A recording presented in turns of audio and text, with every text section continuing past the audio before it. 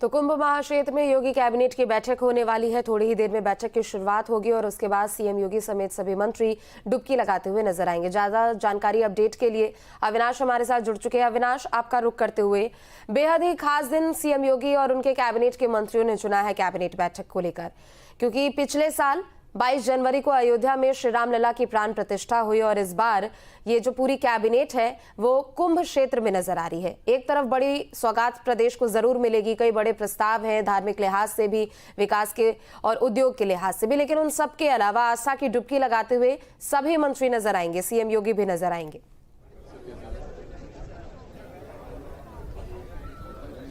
बिल्कुल, देखिए थोड़ी ही देर बाद ये बैठक शुरू होने वाली है और देखा जाए तो अधिकतर मंत्री यहां पर पहुंच चुके हैं, क्योंकि संगम के ठीक किनारे जो अरैल घाट है वहां पर इस त्रिवेणी संकुल का निर्माण किया गया है और यहीं पर ये बैठक होने जा रही है।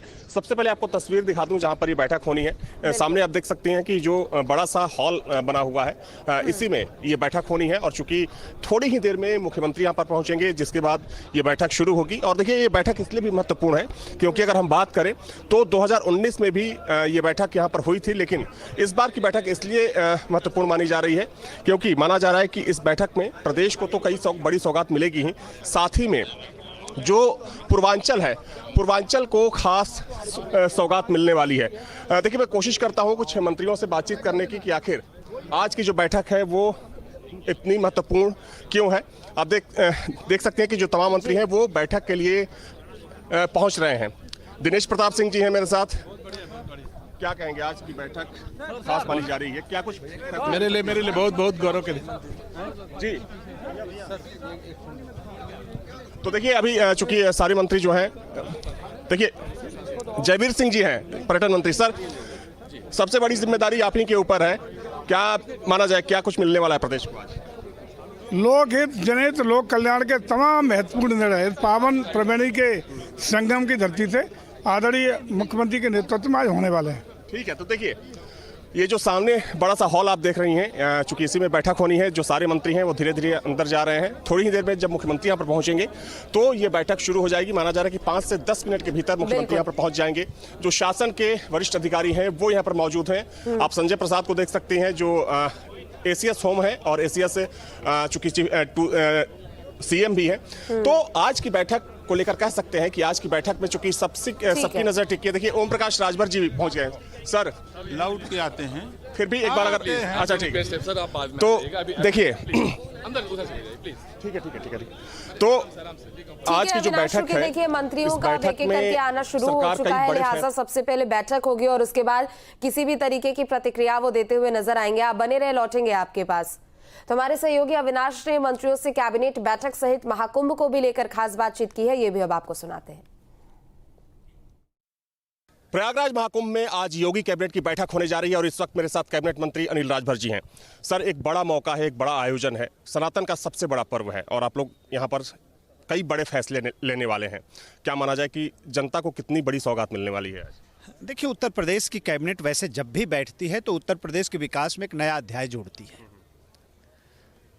लेकिन यह ऐतिहासिक महाकुंभ कई मामले में ऐतिहासिक है। सदियों के इंतजार के बाद पहली बार इस बार का महाकुंभ प्रयागराज में हो रहा है, नहीं अब से पहले इलाहाबाद में हुआ करता था। तो ऐतिहासिक महाकुंभ है, ऐतिहासिक कैबिनेट की बैठक है, तो फैसले भी ऐतिहासिक होंगे। आप पूर्वांचल से आते हैं, कहा जा रहा है कि आज की बैठक में पूर्वांचल को कुछ खास सौगातें मिलने वाली है, धार्मिक क्षेत्र के गठन की बात कही जा रही है। देखिए, जन भावनाओं को सिरोधार करना ये उत्तर प्रदेश की योगी जी की सरकार का संकल्प है। जनता की जो भावना है वैसा हम फैसला करने में हम लोग विश्वास करते हैं। एक आखिरी सवाल ये है कि एक तरफ इस आयोजन पर पूरी दुनिया की नज़र टिकी है। अखिलेश यादव बार बार सवाल खड़े कर रहे हैं, वो कभी आंकड़ों को लेकर बोलते हैं कि सरकार झूठे आंकड़े दे रही है, व्यवस्थाओं पर भी सवाल खड़ा किया जा रहा है। देखिए, आंकड़ों के बारे में तो मुझे लगता है कि आप लोगों से बेहतर कोई नहीं जानता होगा। हमारे सम्मानित प्रेस के अलावा कोई नहीं सही बातों को जानता होगा और लगातार आप लोग यहाँ कैंप किए हैं, प्रवास कर रहे हैं। मैं तो अखिलेश जी से कहना चाहूँगा कि भी आकर देखें ना, आना चाहिए। भारत की जो हमारी संस्कृति है, हमारी परंपरा है, उसके सेवा में कैसे सरकार समर्पित होती है, श्रद्धालु हमारे लिए कैसे भगवान की तरह है, हमने उनका कैसे ख्याल रखा है। दूर बैठकर और सोशल मीडिया के माध्यम से सवाल खड़ा करना ये अच्छी बात नहीं है। अखिलेश यादव जी को आना चाहिए, किसके डर से नहीं आ रहे हैं। ठीक है सर, थैंक यू। तो थोड़ी देर बाद कैबिनेट की बैठक शुरू होने वाली है और अनिल राजभर ने अखिलेश यादव पर हमला बोलते हुए कहा कि अगर वो आंकड़े पर सवाल खड़ा कर रहे हैं तो उन्हें यहां आकर देखना चाहिए कि यहां का माहौल क्या है और किस तरीके से लोग यहां पर उमड़ रहे हैं। वीडियो जर्नलिस्ट बकराना के साथ अविनाश सिंह, न्यूज स्टेट प्रयागराज। प्रयागराज महाकुंभ क्षेत्र में योगी कैबिनेट की बैठक हो रही है और इस वक्त मेरे साथ वो मंत्री जुड़े हुए हैं जिन्होंने श्रद्धालुओं के लिए यहां पर पहुंचने के लिए बसों की व्यवस्था की है। परिवहन मंत्री दयाशंकर सिंह जी हैं, एक बहुत ही महत्वपूर्ण कड़ी हैं आप इस महाकुंभ में। क्या माना जाए कि आज की बैठक में भी कुछ बड़ी सौगात मिलने वाली है? देखिए,